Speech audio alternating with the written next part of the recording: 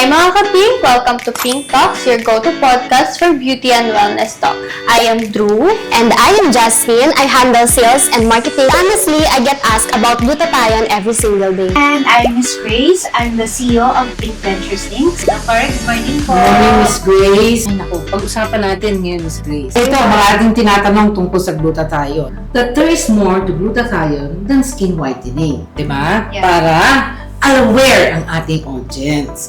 So ito Doc, since ang dami talaga nagtatanong sa akin, totoo bang pampaputi yan or chika lang? Actually, ganito. Nakita yan una sa mata. Nakita nila, bumababa ang glutathione levels na may katarata.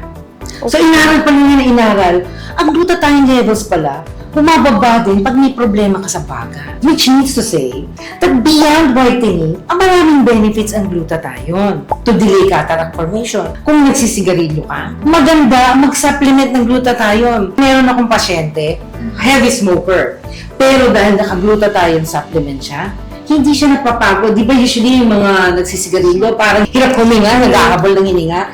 Ito, kahit anong gawin niya, hindi siya nahihirapang huminga. Mula pala, nung nagsimula siyang mag-supplement ng glutathione. So, pinaprevent niya ang free radical accumulation. Bottom line, pag nag-accumulate yung free radical, tinatawag equals oxidative stress. Pag oxidative stress, ang ibig sabihin nun, destroy ang cell.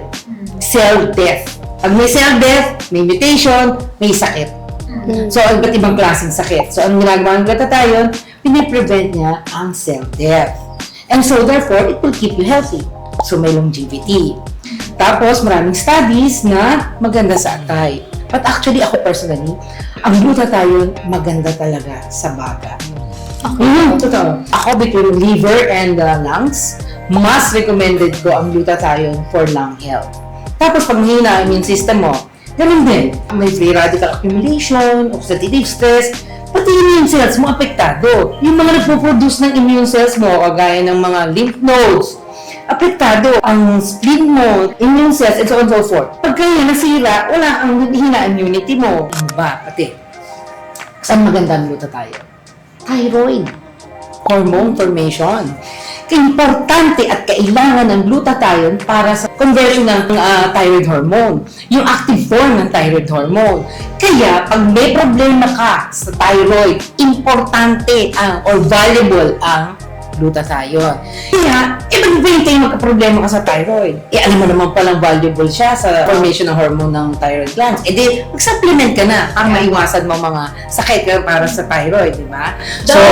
Sorry, may question lang. Sige lang. Ano, kasi yung ibang doctors like OBGYN, they would recommend na mag-take ng glutathione yung mga gusto mag-conceive. Yes, sa fertility. For fertility. Oo, bakit ka mo? Kwento dyan. Ang sperm, may sakit. Para gumaling yung sakit, palakasin mo. Yung cells that make up the sperm is weak. And so therefore, yung glutathione will support the health of the sperm. It will help support the health of the egg.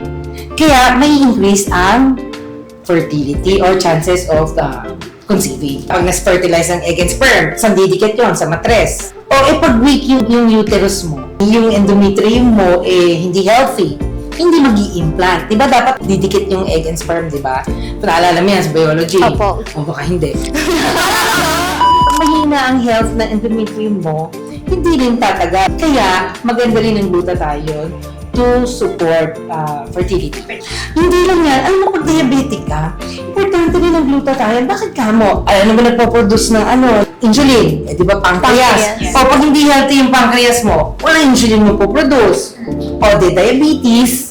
So, maganda rin ang glutathione pag may diabetes ka. And many others. Kaya natawag sa kanya, master antioxidant. So, glutathione po is not for IG glow lang. There's more to it po, Doc. Exactly, di ba? Yung mga ayaw mag-diabetes, gusto magkaanak, di ba? Maiwasan ang mga lung diseases, lung health, ang mga may COPD, mag-glutathione supplementation kayo kasi actually there's more to glutathione than just whitening. Actually, whitening effect yan ano lang yun side effect. Side effect. Diba? Alam na natin yan.